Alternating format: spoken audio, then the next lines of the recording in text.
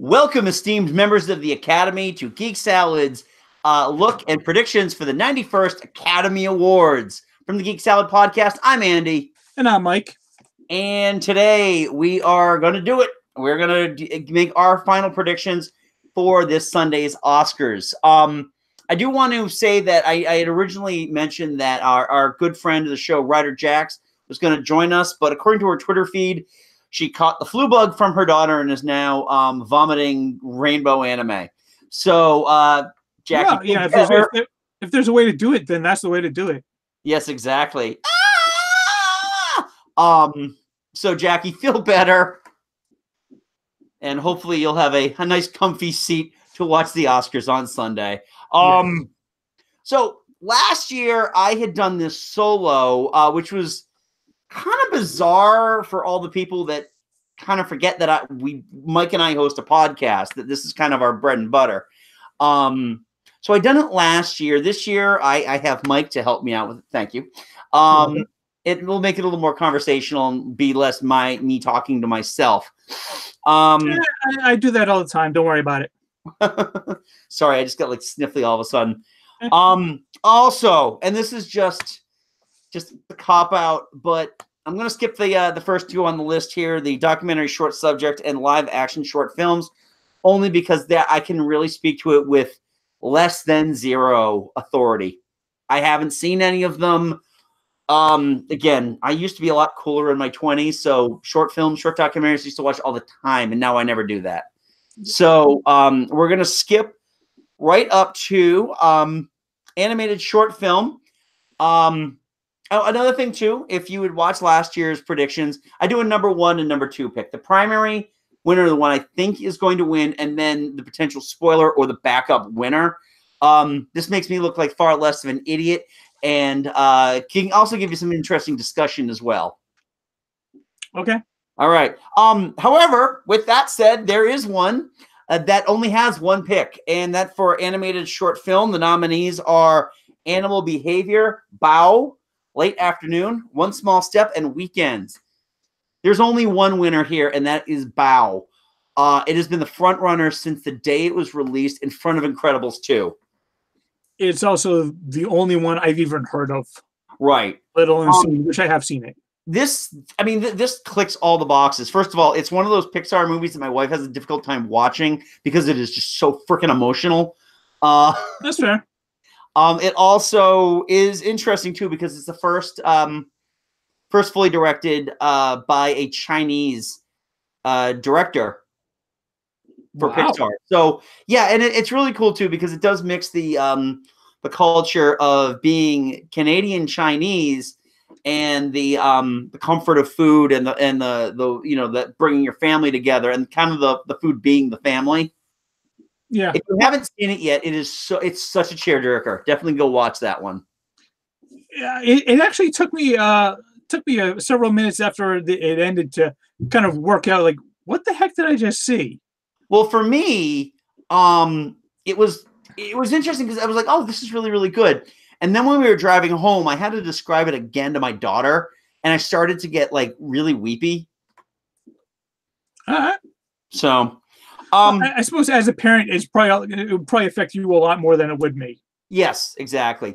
Also, one other thing I forgot to mention at the top of the show here, because of all the debacles with this year's Academy Awards broadcast and nominations, I apologize for the sniffling. I'm going to be drinking through this thing because this year's Oscars make me want to drink. I don't drink, and it still makes me want to drink. This has been, honestly, and we're going to talk about a lot of mixed messages and a lot of just tone deafness this year. But, I mean, this has been Oscar the backtrack season because they've had a backpedal on the songs. Originally, it was just going to be Kendrick Lamar and SCA singing All the Stars and Bradley Cooper and Lady Gaga singing Shallow. Nope, they got them all there. And then today, Kendrick Lamar says, we will not be performing All the Stars at the Oscars. So they backtracked, and then they backtracked again. Yeah, they did. Then there was the thing with the 4 categories: cinematography, Editing, cinematography, editing, and then I believe it was the live action short and documentary short films. We're going to get moved to the commercial breaks. No, I believe it was live action short films, and I want to say makeup and hairstyling. Yeah, you're right. You're right. It was makeup and hairstyling. And then now those are on the regular broadcast. So, and now there is no host. Kevin Hart was going to host, and then he said some pretty awful things that, you know, he hasn't apologized for, but whatever. And then they went through this rainbow. Well, we'll get this host. We'll get this host. There's still a rumor that it might be Whoopi Goldberg, but I heard that this morning. Yeah. I don't really friggin' know what to think anymore. I just honestly want Sunday night to be over at this point for a number of reasons, but just so we can just stop talking about it. At this point, you know what? Just announce the winners and let it be done, because I don't care anymore. Exactly. It's just, and it's sad too, because this is such a banner year. We're going to be talking about that in a few minutes. This is really an exciting year for us. Yeah. Nerds. All right. So let's start up with the first big category here. Visual effects. By the way, if you see me looking down, I'm just looking at the nominees, so I'm not being rude. Visual effects, the nominees are Avengers Infinity War, Christopher Robin, First Man, Ready Player One, and Solo, A Star Wars Story. Mike, what's your number one? My number one has got to be Avengers Infinity War. Absolutely. That is my number one. Thanos, they made Thanos come to life. Oh, yeah. It didn't really hit me until I saw it in IMAX. Yeah. And the scene on the cliff with Gamora, the emotion that came through on his face, it actually got me emotional just seeing that. All right, what would be your number two? My number two would probably be Ready Player One. Okay. Just the fact that, you know, the amount that they built that computer world, they built the world, and like all the characters, the giant battle at the end. It had kind of like a CG kind of quality to it, but it was an intentional CG quality. Right. That reminded me more of like the Zemeckis films that he was doing before he went back to live action, like The Polar Express and Beowulf, and even with Spielberg doing Tintin. It reminded me more of that type of movie than it actually felt like special effects. I don't know. There was a lot of like kind of combining the special effects, like when he actually was like seeing the flashbacks of the creator. Yeah, and those really stood out to me. So that's my number two. Okay, my number two is actually going to be First Man, and it's primarily because this award just doesn't tend to go to the blockbusters anymore.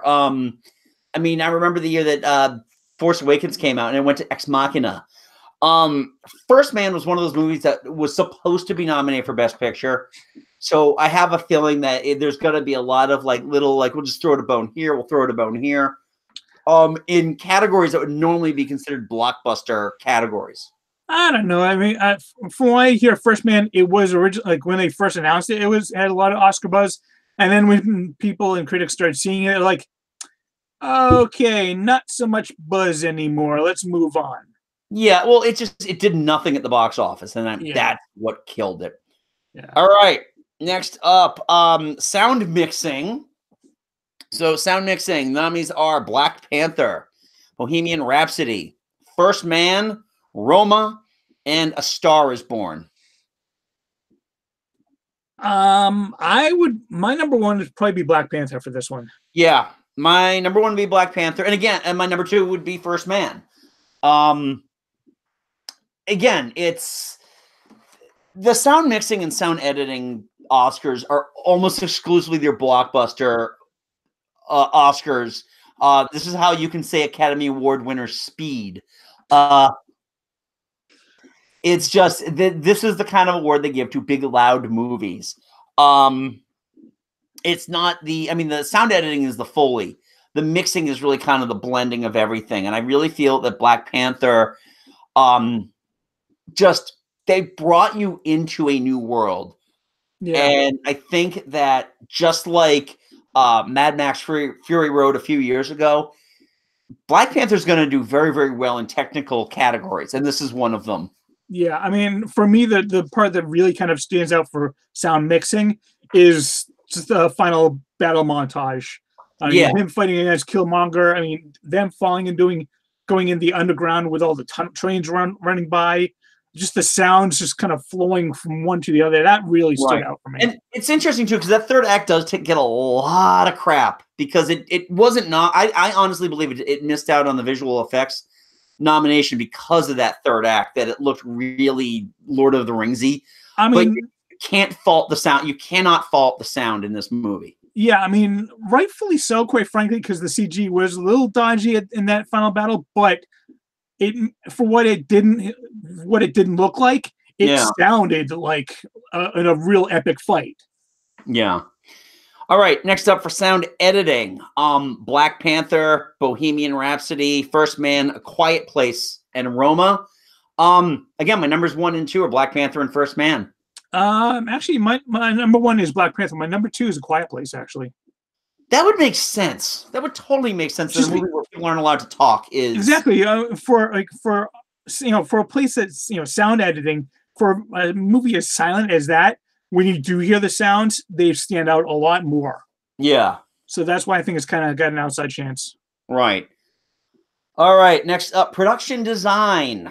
Nominees are Black Panther, The Favorite, First Man, Mary Poppins Returns, and Roma. My number 1 is going to be Black Panther. My number 2 is The Favorite. Okay. Okay. For production design, you know what? I'm actually going to go with Mary Poppins Returns as my number 1 and Black Panther as my number 2. Okay. Just because, I mean, I absolutely adore Mary Poppins Returns, but it's also visually it's very stunning. Like when they go into the bathtub, and when they go into the when they go into the China Bowl. Yeah, the animated world. The production design. That is really, I mean, it would be a tight number 2 between The Favorite and Mary Poppins. Yeah.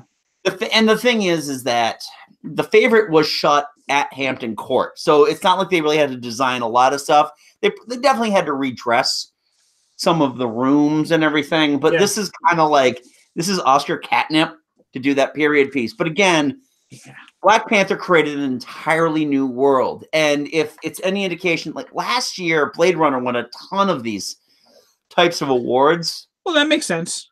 Yeah. So I think the same thing. Black Panther is really going to take these types of technical categories.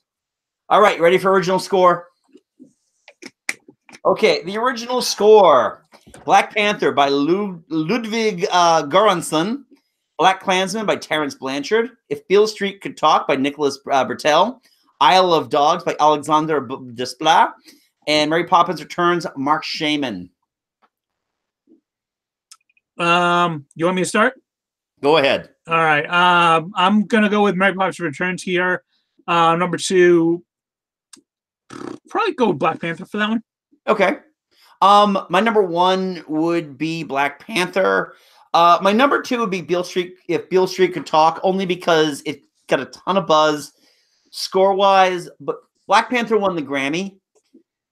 Well, again, I mean, it won the Grammy, but the Grammy is just for an individual song, not necessarily for the whole score, is it? No. It's for the score. It won score from a movie. The thing is that Black Panther is just a fully immersive score. It takes the aspects of the superhero movie, but it takes the cultural aspects of Africa in general, just that grand scale movie Africa, and really does a good job blending that. I really, and don't get me wrong, I understand. I haven't really mentioned Mary Poppins Returns at all. I loved that movie, but I just think that Mark Shaman's score was so heavy on the Sherman Brothers. Well, that's why I put it as my number 1, is because it did a lot of references to the original one, but the references made sense and they successfully integrated the themes from the original into the Mary Poppins Returns movie. So it was a nice way to keep the modern, the story that they're telling right there, but still include elements of the original. Right. Right. Yeah, it's going to be an interesting one. I mean, realistically, looking at this list, there isn't really anything I'd be upset about. But again, I just really fell in love with the Black Panther score. Oh, no, I know. Don't get me wrong. I love that one. That's my number 2. Very much stuck out. Okay. Yeah. So, original song, All the Stars from Black Panther, I'll Fight by from RBG, Place Where Lost Things Go from Mary Poppins Returns, Shallow from A Star Is Born, and When a Cowboy Trades His Spurs for Wings from The Ballad of Buster Scruggs.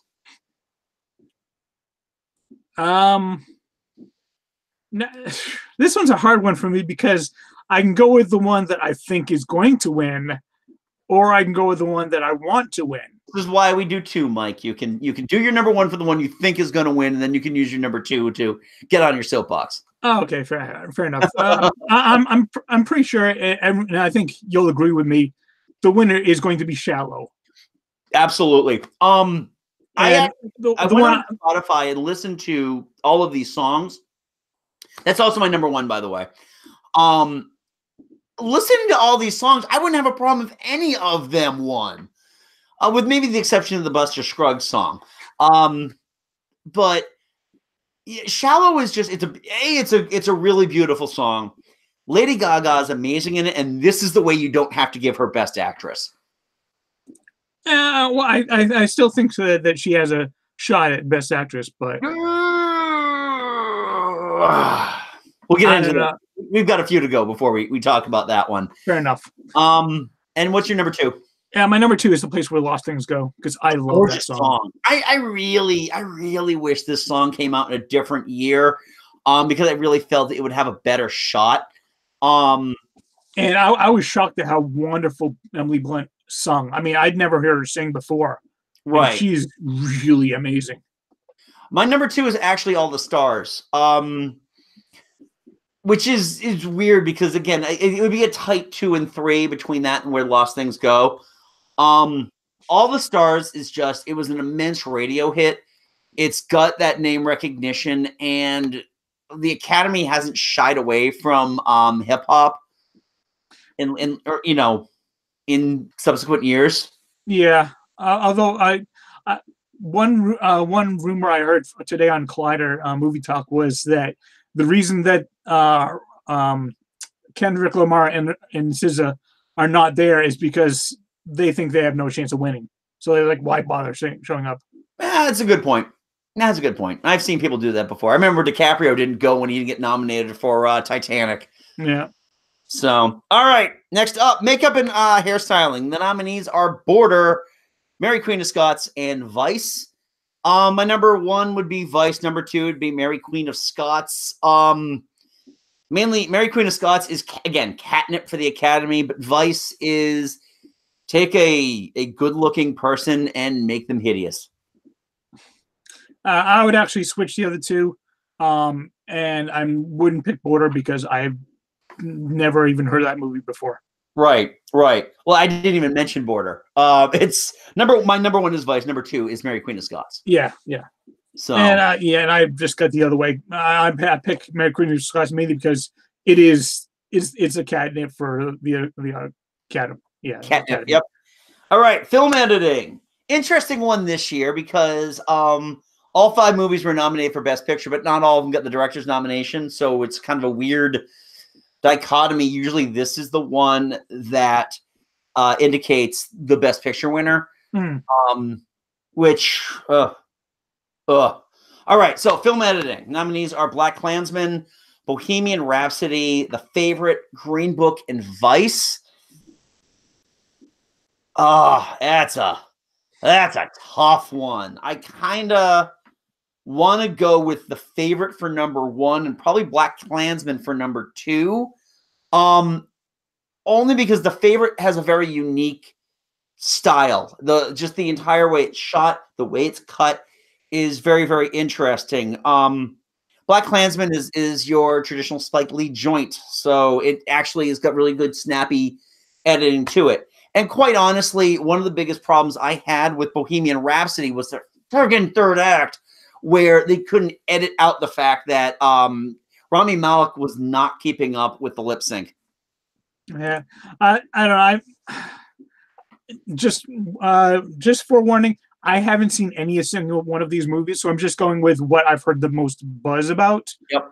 And I think it's probably going to be between The Favorite and Bohemian Rhapsody. If I had to guess, I'd say my number one is going to be The Favorite. Number two is going to be Bohemian Rhapsody, mainly because I've heard more buzz for Bohemian Rhapsody. Right. Yeah, that makes sense. All right, costume design. The Ballad of Buster Scruggs, Black Panther, The Favorite, Mary Poppins Returns, and Mary Queen of Scots.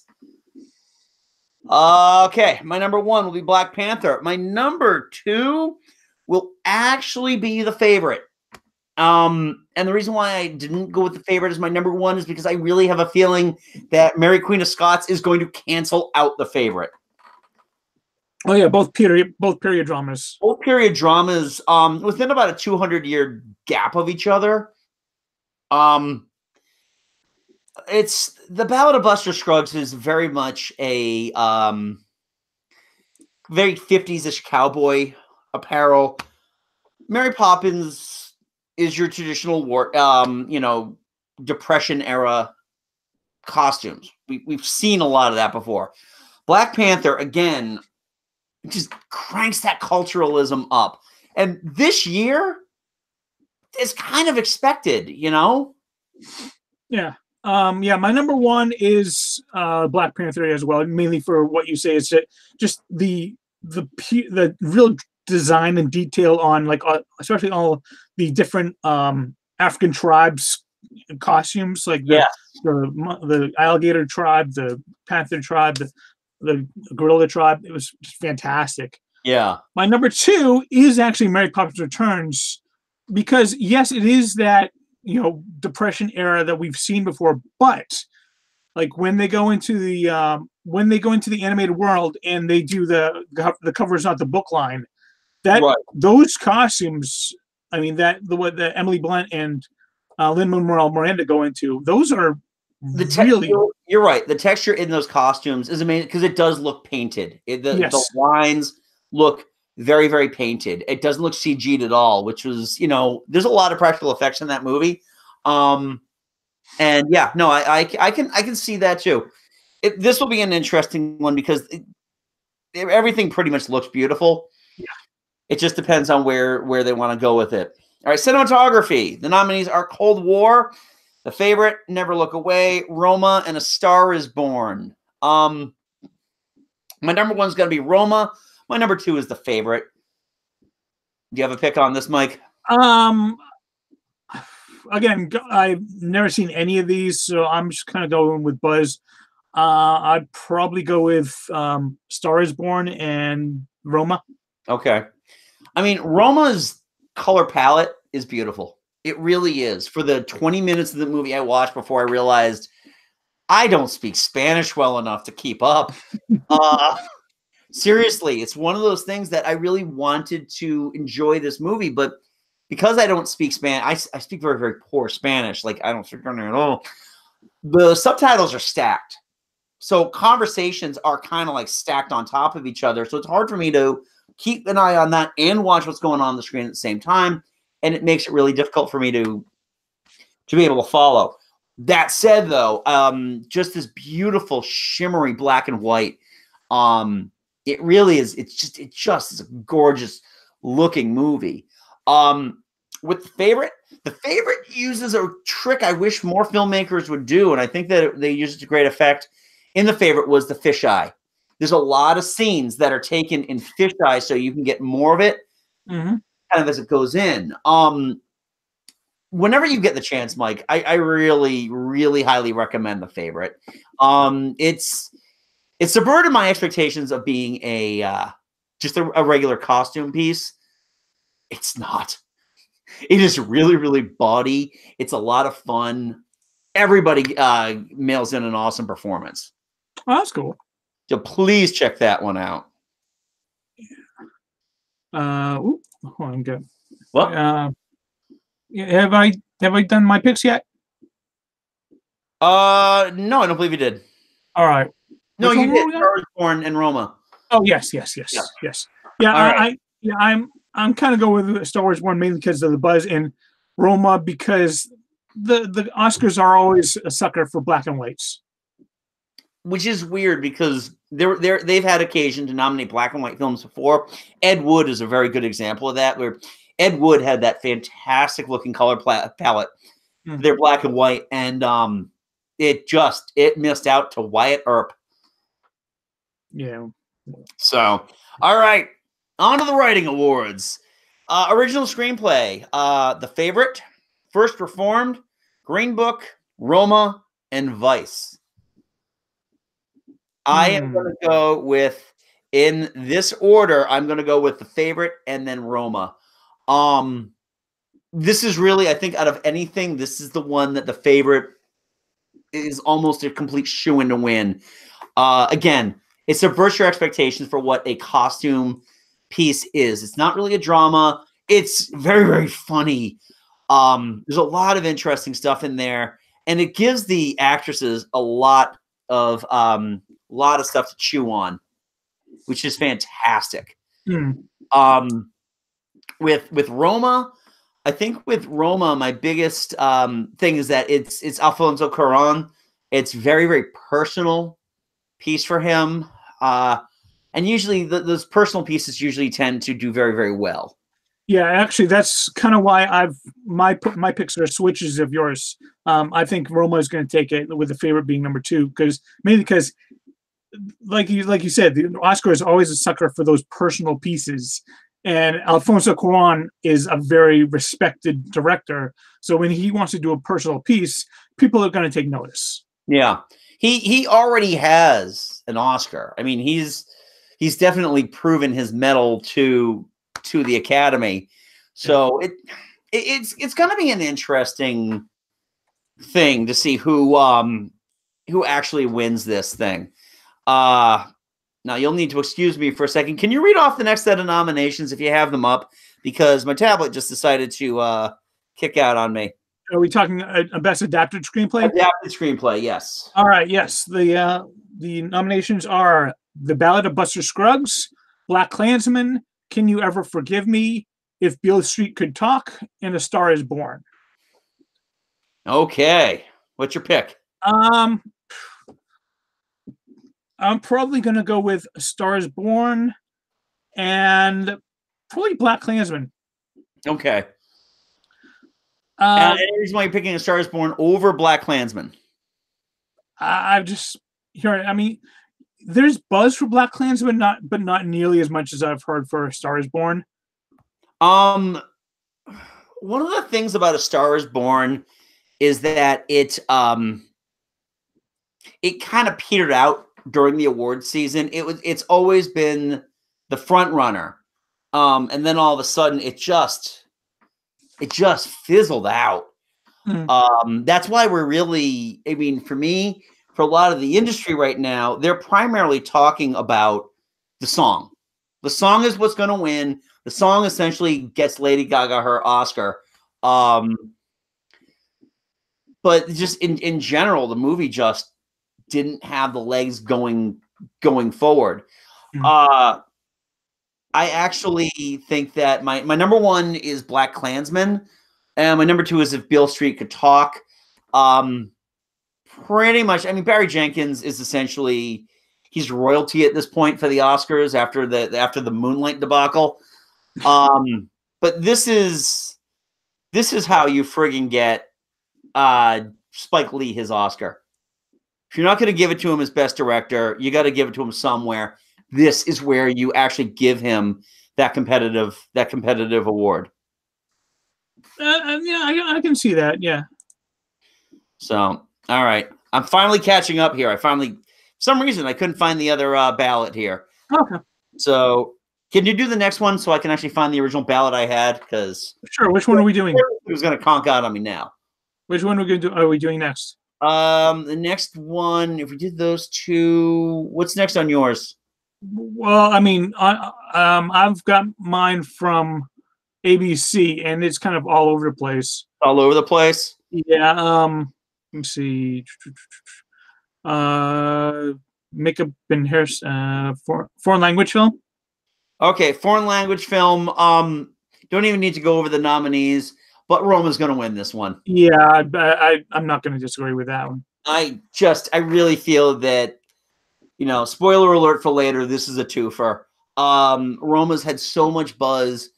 It also, this is Netflix kind of coming into their own. Yeah. I think, honestly, I think that Roma's going to get this one so that the Academy cannot give them the other one. We'll see. We'll see. I'm genuinely curious how that's going to work out. I have my theories. Yep. But you all about those theories. Oh yes. All right. Yeah, this thing is still giving me hassle. Can you read off the next one? I apologize. All right.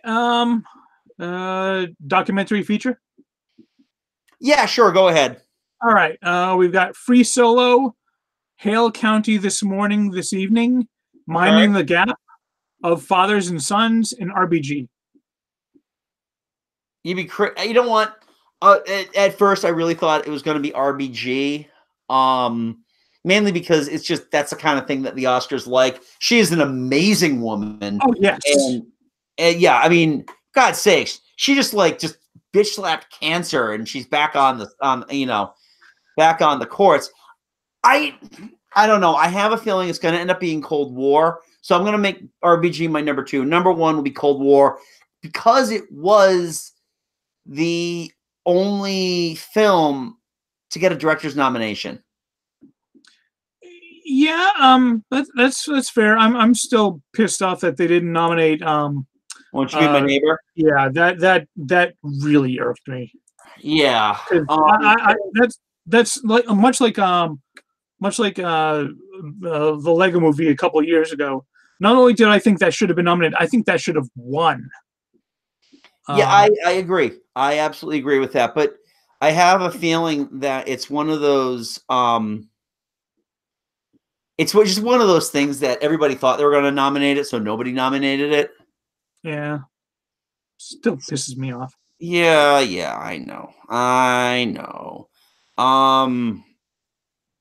Oh, you know what? No, you know what? I'm an idiot. I said Cold War winning because I wasn't looking at. By the way, I have it back up again. Okay. Yeah, no, I'm going with RBG as my number 1. Screw it. My apologies. I agree. All right. So yeah, now we're kind of getting into the bigger ones now. Yep. Okay. Yes. Almost done, folks. All right. Animated feature. The nominees are Incredibles 2, Isle of Dogs, Mirai, Ralph Breaks the Internet, Spider-Man Into the Spider-Verse. I think this is another pretty much a shoo-in. It's going to be Spider-Man Into the Spider-Verse. That's my number 1. What is your number 2? My number 2 is probably Incredibles 2. Mainly because I think it's got people view that a little bit better than they do view Ralph Breaks the Internet, and in general, this category for the most part should just be called the Disney category because they pretty much always win it. Right. The Incredibles 2 broke $1 billion. It is a very good movie and a very worthy sequel, but you cannot dispute that Into the Spider-Verse is a work of goddamn art. Yes, I do not disagree. Yeah, my jaw will drop Tex Avery style if it doesn't win this award. I agree. It's it should win because absolutely it should win. Which should be interesting too, because if that's the case, I mean, obviously, we kind of got that split between the MCU and the non-MCU. If our predictions are correct, the fact that 3 Marvel movies, under the Marvel umbrella won Oscars. First of all it takes is 2 wins to beat out everything in the DCEU. I still can't get over that one. Well, yeah, but hey, let's look at it this way: nothing in the DCU has been nominated for Best Picture. That's true. That is very true. So, all right, on to the acting awards. All right, so for Best Supporting Actress, Amy Adams for Vice, Marina de Tavira. I apologize, I'm screwing these up. Roma, Regina King for If Beale Street Could Talk, Emma Stone for The Favorite, and Rachel Weisz for The Favorite. I am going to go. My number 1 is Regina King. My number 2 is Amy Adams. And that is a very distant number 2. I really feel that Regina King is possibly one of the best actresses working today. She does a lot of stuff on television. She's been gifted with so many Emmys. This is her moment to shine in a movie. I would actually kind of agree with that. My number 2 is probably be Marina de Tavira for Roma. I agree about Regina King. She is ridiculously talented, and I mean, she's there. There are a lot of people that are like saying like, if you're a television actor, you can't get into movies. I'd love for her to just prove them all wrong with this. I really feel that she is definitely the front runner here. Amy Adams, the only reason why I'm listing Amy Adams as my number 2 is because she has been nominated so many times. And if in a weaker year, she could have gotten this one. Yeah, I'm pretty sure Emma Stone and Rachel Weisz are pretty much going to cancel each other out. Absolutely, which is a goddamn shame too, because they're both excellent in this movie, but in very, very different ways. Yeah, but when you've got two nominees from the same movie and the same category, that's never a good sign for either one. I mean, if I had to pick one over the other, if in case it happened, because it did happen last year with 5 Billboards. Yeah. I would say Rachel Weisz over Emma Stone. She was the more compelling character. I really loved her. Okay. In that. And again, watch the movie. All right. Best lead actress. Wow, they really are segmenting these things. All right. So, Yalitza Aparicio for Roma, Glenn Close for The Wife, Olivia Colman for The Favorite, Lady Gaga for A Star Is Born, and Melissa McCarthy for Can You Ever Forgive Me? My number 1 is Glenn Close. Number 2, very slim margin, is Olivia Colman. My number 1 is actually Olivia Colman. Okay. Number 2 is actually Lady Gaga. Okay. Glenn Close is one of those, like, if she does, it's kind of like Meryl Streep. If she does something, there's a good chance she'll be nominated for it. Yeah. But I really haven't heard. I mean, I've heard good things. I just haven't heard great things about her in that one. Right. It's one of those movies like a few years ago when Julianne Moore won for Still Alice. It wasn't that anybody had seen the movie. It was her Career Achievement Award. Glenn Close, I think, has been nominated 7 times and has never won. So it's just one of those things that if they're going to give a career award, it comes at the expense of Olivia Colman, who gave hands down on this list the best performance. I mean, that's Lady Gaga can be rewarded earlier in the night. She's got that song Oscar. I really firmly believe she's got that song Oscar. But I really think Olivia Colman, oh God, it would just be such a spoiler if she won. I would love to see her win because her speeches are awesome because she's usually just 3 sheets to the wind when she gets up there. She will be visiting the bar beforehand. She's just so wonderful. And if they want to reward this the way they rewarded Roberto Benigni for, Life is Good or Life is Beautiful. Yeah. And they can do that with Olivia Colman. Yeah. I mean, buyer's remorse afterwards. She's not going to go embarrass herself.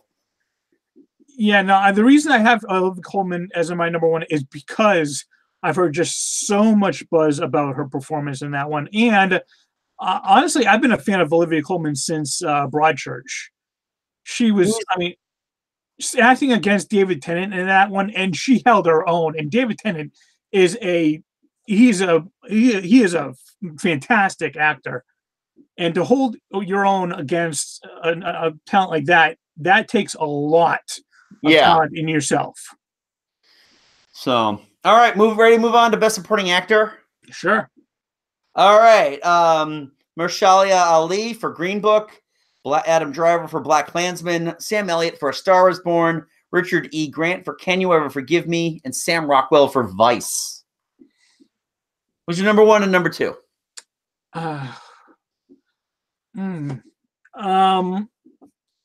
I'm probably gonna go with Mahershala Ali as for Green Book as my number one, and probably Sam Elliott for number two. Okay. My number one is the same. Only because he's getting the most buzz. My number two is Richard E. Grant.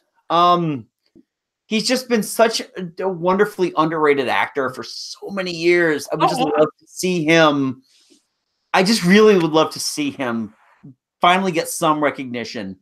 This is a lot like when Stallone was the front runner for Creed, and he didn't win.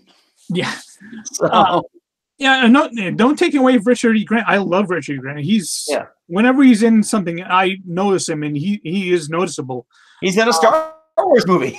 Yeah, and he was the main villain in a couple of Doctor Who specials, actually. Yeah. But I think this one's pretty much Mahershala Ali. Yeah, I apologize. It's just it's a hard one for me to say. A lot of syllables in that name. Yeah, no, he's a fantastic actor. He has always been a fantastic actor. You know, when the first time I noticed him was in House of Cards, and he was great in that. He was fantastic in Daredevil. Not Daredevil. Luke Cage. Luke Cage. Sorry. Yeah. He honestly when he left at like the mid-season, I was like, this season is not as good anymore because he was just so damn good. Yeah. All right. Best lead actor: Christian Bale for Vice, Bradley Cooper for A Star Is Born, Willem Dafoe for Eternity's Gate, Rami Malek for Bohemian Rhapsody, and Viggo Mortensen for Green Book. Number one is Rami Malek. Number two is going to be Christian Bale. I just don't see Willem Dafoe ever winning an Oscar. Viggo Mortensen's role has been so derided by everybody. Like, the cast didn't realize that he is supposed to be the protagonist because of the amount of horrific racial crap that came out of his mouth. It's tough. I mean, it's one of those things. Nominate him, but just pretend it didn't exist. Rami Malek is all anyone's talking about. He's okay. The more I think about my experience watching Bohemian Rhapsody, the less I like it. And I really wanted to love this movie. I mean, when we saw the trailer, we're like, "Oh, this looks great," and it just turned into another typical biopic. Yeah.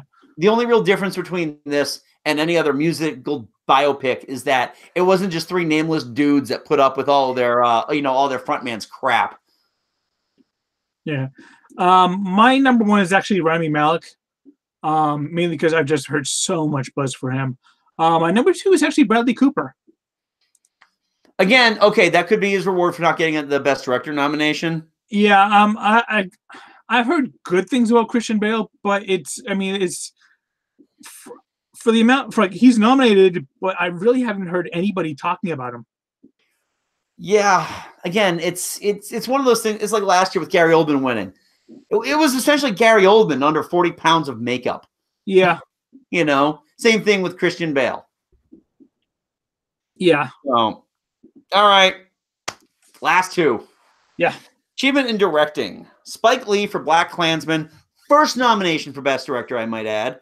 That kind of blows my mind a little bit. Yeah.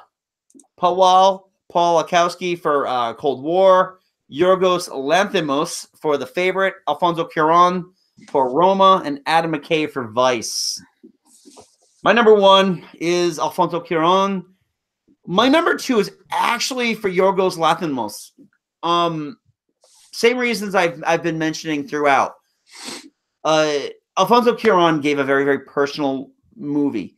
He is a very, very good director. But Yorgos Lanthimos, again, subverted the expectations of your typical period piece. This movie is The Favorite is very, very reminiscent of a Kubrick movie from the 70s called Barry Lyndon. That's not helping me want to go see this movie anymore. No, okay. Yeah. You know my thoughts on Kubrick. Yeah, I know. I'm just saying that it is a beautiful looking movie. But again, it subverts the expectations of what you expect a movie period piece to be. The Favorite is definitely better than Barry Lyndon, by the way. Way better. Okay, good. Well, that's good. Again, I think they're gonna reward Spike Lee in the screenwriting category. Pawlikowski, the reward is in the nomination, and Adam McKay wrote for Will Ferrell. Adam McKay, I mean, he caught a lot of people off guard with the Big Short. Yeah, but he's also been awarded for that too. Yeah. So it's not like they owe him anything with this movie. And this movie is being derided primarily because it's just a very, very tone-deaf biopic that tries to be a comedy. Yeah, that's what I've been hearing. My number one is like yours, Roma.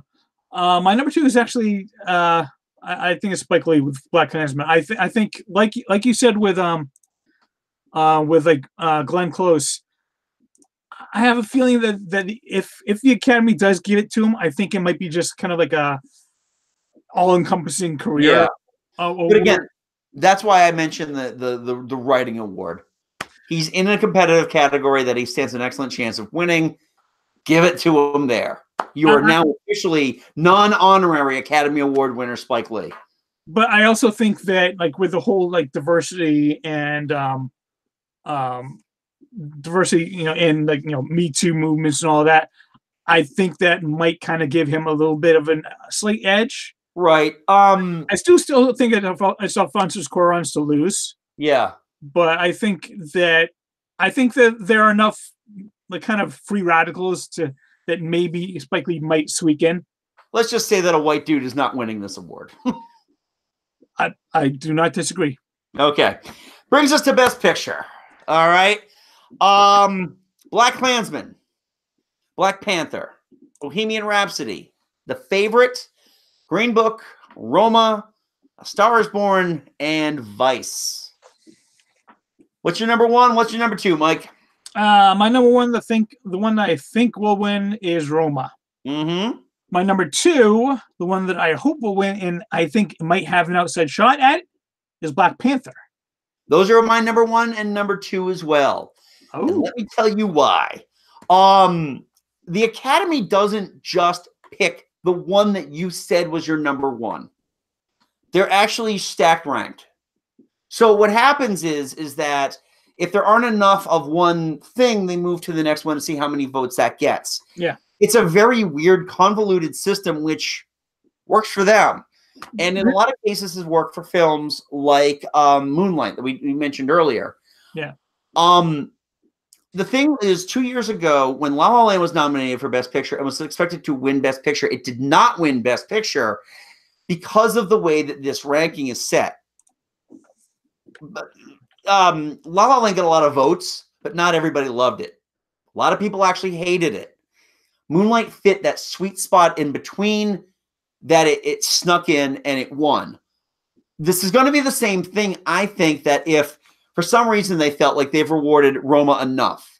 You've given it Best Director. You've given it the foreign language Oscar. You've given it cinematography. What else are you going to give it? This is where Black Panther could sneak in. I'm that much of an idiot to believe that could still possibly happen, and I'll be very disappointed if I'm wrong, even though I know I'm wrong. I'm completely wrong on this. The issue with this year's nominees, there's a lot of problematic stuff in there. Again, we've talked about the diversity angle. This is the first year that Oscars ain't so white, especially in the Best Picture representation. Black Klansman, a Spike Lee joint, is officially nominated. It's the first Spike Lee movie to get him this level of awards recognition. Black Panther, highest grossing solo superhero movie ever. Majority black cast, black crew. Definitely a trendsetter in its so many different ways. And the fact that it's a genre flick, it's a superhero film that speaks to not only me, but it speaks to so many people. I mean, talking to your old coworker, my current coworker, Will, the fact that his daughters can look upon someone like Shuri and see a very strong smart, intelligent princess, somebody who rivals Tony Stark in intelligence, and Okaye and her, her skills as a warrior, and that no woman in this entire movie is subservient. This movie is such a just that little like spot in the back of your mouth that like you press your tongue against it and it just it hurts, but it feels good. That's this movie. It feels so good to watch this movie. It's not even my favorite Marvel movie. And I've heard the chuds say, well, it didn't deserve to be nominated. Was it that good? Yeah, it was that good. Sorry a white guy couldn't get there first, but give it to it. Bohemian Rhapsody has got so many problems with it. From its director. I'm not even going to talk about what people felt was a straight washing of the movie. I don't care. I think that they handled that story okay. I really, it told a very, very typical story, and that ending, the friggin' ending. Ugh. Yeah, I mean, for me, I don't think Bohemian Rhapsody stands a snowball's chance in hell for one main reason. In this age of Bryan Singer. Yeah, in this age of Me Too and Time's Up, there is no way in hell that the Academy will give an Oscar to Bryan Singer. Right. No way. All right, the favorite. This is one of those movies that always gets the nomination but never wins. Yeah. Again, I think it's a very good movie. It clicks a lot of interesting boxes too, because it's interesting. It's not a chick flick. I truly enjoyed the movie. There's so much to love about that movie, and definitely worth your time to go see it. Green Book may be the most problematic movie on this entire thing. This is driving Miss Daisy where the races are reversed. It's a movie about the magical black guy that enlightens the horrible racist to become not racist, written by a white guy. The family of the man that Mahershala Ali's character is taken from has immense issues with this movie. Surprise, surprise. Yeah, exactly. And you'll notice that its director Peter Farrelly did not get nominated. So, Roma. I mean, Roma just is just your typical Oscar movie, as beautiful as it is. A Star Is Born. Again, if this ran out of the gate stronger, I think it would have held a better chance. And Vice. I've already mentioned how problematic this movie is. Yeah. So I really feel that if Green Book wins, all of this goodwill is gone. Yeah. Absolutely gone. You could give it to Vice, and people won't be as mad as if Green Book wins it. Or if Bohemian Rhapsody won.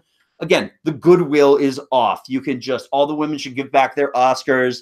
Anybody who's ever been sexually harassed in this industry should just turn in their union cards.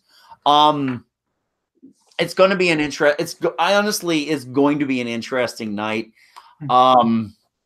I mean, if you want a very good video telling you how the Oscar nominations work, go to the Collider's YouTube channel and do a search for Oscar on how do Oscar nominations work. They actually made a video a couple of years ago that kind of lays it out very nicely. All right. But the main reason I think Black Panther might have an outside chance, I didn't think it did like maybe 3-4 weeks ago when the SAG Awards came out and Black Panther won for best cast. Yeah. That's voted on by the Actors Guild. And the actors are the largest block of voters for the Academy. Voting block in the Academy. So that suddenly switched like, oh, that made me think that, oh wait, Black Panther might have a pretty damn good chance. I think in most prognosticators it would be the number 3. It just, again, we're gonna get to that point where do you give it? Do you give it to the safe bet? Do you give it to the typical bet? Or do you give it to the movie that just blew up everything? I don't know. I mean, like any other year, I would say they're going for the safe bet. But this last like couple of years, the Academy's been going through some changes, and yeah, granted, we saw how some of those changes happened this year, and they're backtracking and what Right. they do. But I don't know. It's starting to get harder and harder to predict what they'll be doing with certain movies. So Yeah, I agree. So those are our picks. You can find out if we are right or not by checking out the Academy Awards on ABC this Sunday. I believe they start at 7. I don't know anymore. Check your local listings. Also, Mike and I host a little podcast called Geek Salad. You can get to us at geeksalad.podbean.com. You can check out our latest episodes. We just concluded a 2-episode discussion of the music of 1989. That are currently blocked on YouTube, and I'm trying to work on that. Yeah, exactly. Actually, episode 2 works. Oh, nice. I tried it out today, and it worked. We also are taking our votes now for your rankings for the Star Trek movies. Star Trek and Galaxy Quest. And Galaxy Quest. Galaxy Quest has earned more of a right than some of these Star Trek movies have. So that is very well. You can check out our podcast at here at YouTube. You can also check us out at Stitcher, Spotify, iTunes, and Google Music. You can also follow us on Facebook at Geek Salad Podcast and on Twitter at Geek Salad Radio. We also every week do new content here on the YouTube channel. We do our retro movie reviews weekly, as well as have side discussions like this one tonight. I'm sure we'll have some more coming up. So, did I forget anything, Mike? Geeksalad.podbean.com. I already went over that. Okay, cool. We'll download the Podbean app too. The Podbean app will actually give you the entire archive of Geek Salad, whereas most of the other apps just give you the last year. So, download them both. They're free. So until next time, I'm Andy. Yeah, Mike. Go forth and be nerdful. We'll talk to you later.